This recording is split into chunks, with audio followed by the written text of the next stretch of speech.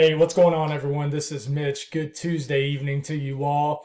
Hope you guys are doing well out there. Have had yourselves a great day, a great week out there so far. I got you an update tonight. We're going to talk about two things, the tropics and the severe weather, and the latest information on both. We're going to give you an update on Tropical Storm Lisa. We now have a newly formed Tropical Storm Martin, and the next name is Nicole. Martin isn't going to really do anything. Lisa is still forecast to become a hurricane, now a 90-mile-per-hour hurricane, and is forecast to make a landfall in Belize in Central America. So we'll give you an update on that. And then we're going to talk about the chance for a huge, broad area of low pressure that could develop, get into the Southwest Atlantic, really close to the Bahamas, and then just kind of almost slingshot itself really close off the coast of the Southeast. So there's a chance that maybe a week from now, this could really be directly impacting the weather for the Southeast. But we're going to talk about what we know. And even the National Hurricane Center is dubbing an area of interest for this, for the beginning stages of it. So we'll talk about that. So if you guys have not subscribed, certainly consider doing that. Like the video if you like it. Appreciate the support.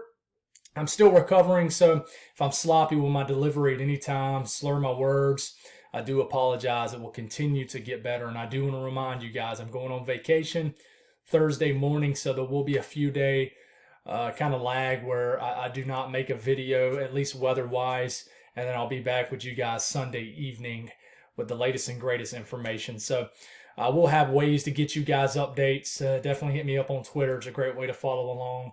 So I just won't be able to come on and actually do this face-to-face with you guys as I'll be on vacation. So if you guys got anything that I can pray about, pray over, please put it in the comments below. It gives me an opportunity to pray over it, and it gives others an opportunity to do so too. Let's get rocking here.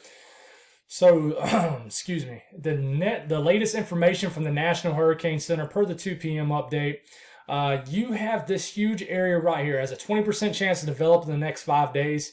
That is that area I just mentioned that has a chance, something, huge area of just disorganized showers and storms to get well out here, well east of the Bahamas, and then maybe try to get its act together and just kind of get closer to the southeast coastline. Now, a lot of models show this.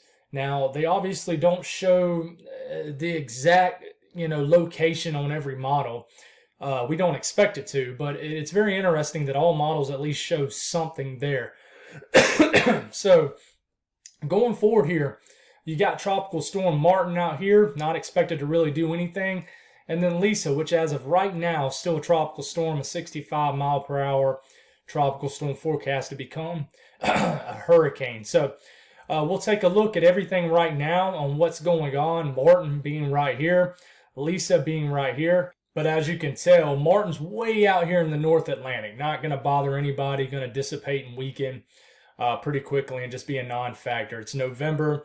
Waters are pretty cold up here, and it will lose its steam here in the next day or so. And you got Lisa, which is right here. We'll go on and get a little bit closer and look at her. Lisa will be a hurricane probably sometime tonight. It already looks very close to Belize. And it will become a hurricane. Now forecast to become a 90-mile-per-hour hurricane, so pretty close to Category 2 status.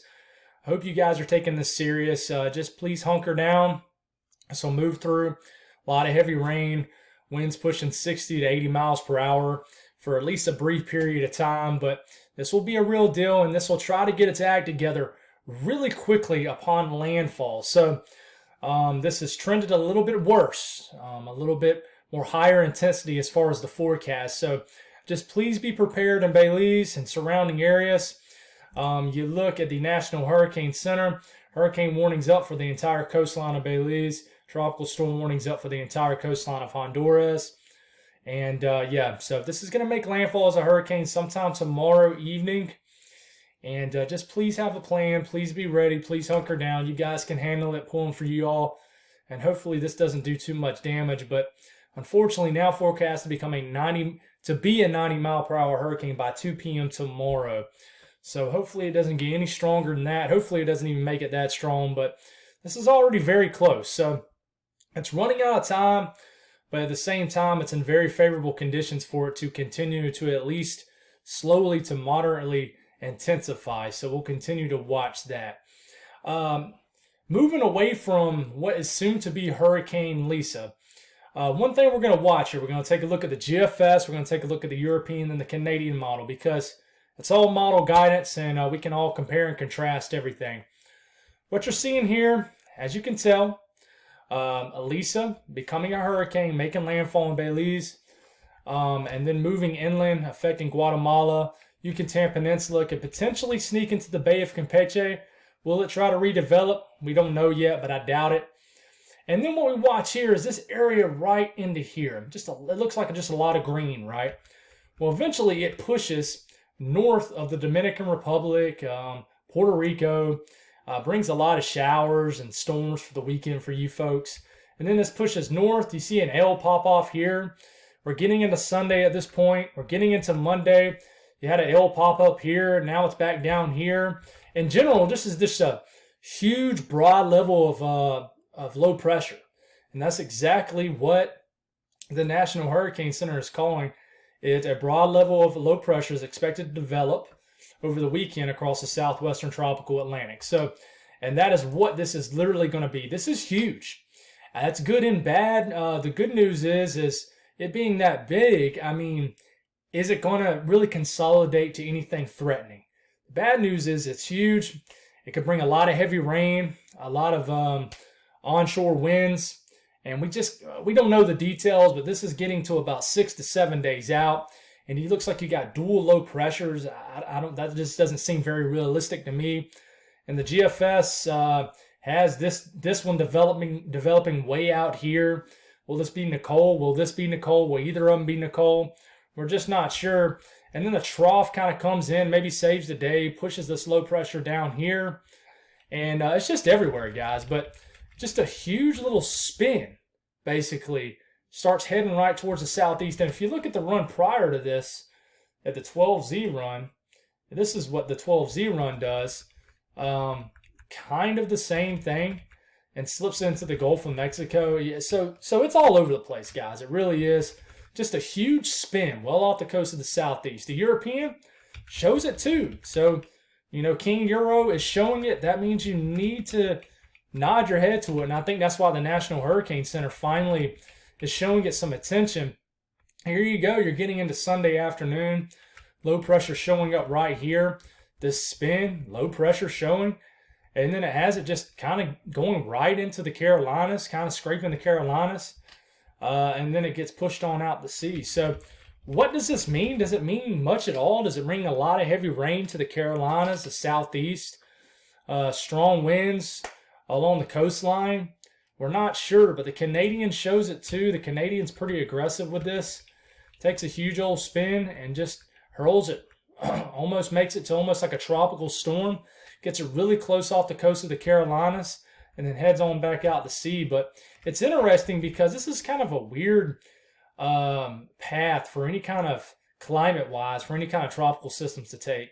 A lot of times they like to come out the western Gulf of Mexico and then affect Florida. They don't really come from this direction, so it's kind of odd. So it's really something we need to watch. Really, the biggest support comes from the GFS ensembles, but you see the huge variety of this and where this could potentially be. You got lines and L's everywhere. You got some of them being way out here a week from now. You got some of them being way up here. None of them are really particularly strong, but it just shows the idea that there is no model consistency on where this is going to be. But it'll be an interesting feature to watch over the next week, and could be a weather story by the time we get about a week from today, maybe a little sooner. But excuse me, we'll continue to watch this for sure. Storm Prediction Center, let's talk about the severe weather event that could potentially unfold. I can tell you that this has trended a little bit down, which is good news. It doesn't look like it's going to be as bad, but we still need to watch it. Slight risk still in effect for Thursday into Friday morning. We'll watch this. This looks like it's going to be a nighttime event. It doesn't look like the storms are going to fire for Kansas, Oklahoma, at least the slight regions of those states, Texas, like Amarillo, up to Wichita, Kansas, Lubbock, Texas. It doesn't look like the storms are going to really get going until after dark. So I really question the storm mode, the severity of this. All hazards have the potential to be on the table with this, but at the same time, um, this has not trended any worse. I can tell you. If anything, it's trended better. We really need to watch Friday though. Friday has a chance to be a big time damaging wind threat. It mentions in the discussion down here, which is available to all you guys, to the public.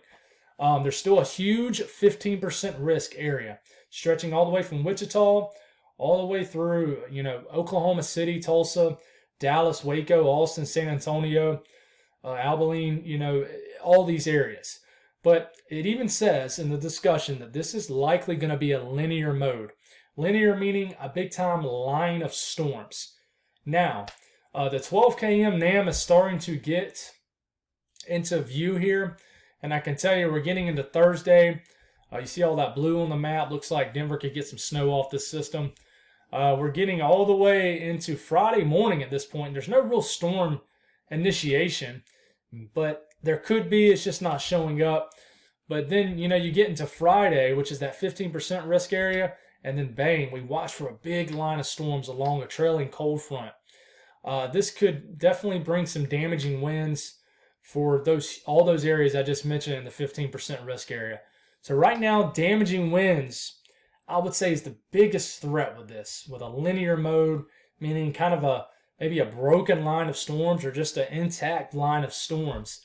There's going to be a lot of humidity, a lot of low-level moisture ahead of this. Maybe not as much as originally forecast, but big-time clashing of air masses here with these really dry air right here.